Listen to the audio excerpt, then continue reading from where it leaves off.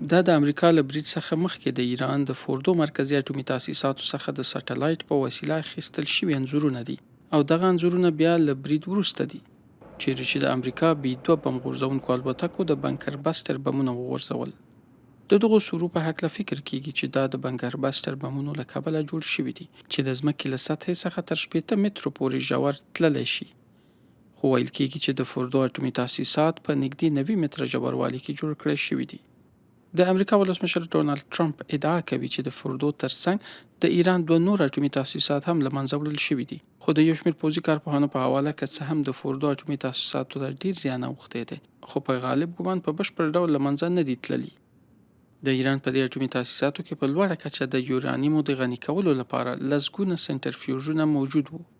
یو شمېر کارپوهان دا هم وایي چې ممکن د امریکا له برید څخه مخکې د ایران د لوړې کچې غني کړی شوي یورانیم کوم بل خوندي ځای ته انتقال کړی شوي وي.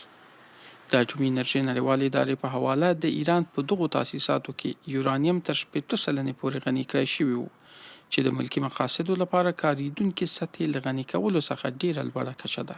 د اټومي وسلو د جوړولو لپاره د یورانیمو 90 سلنې پورې غني کولو ته اړتیا وي.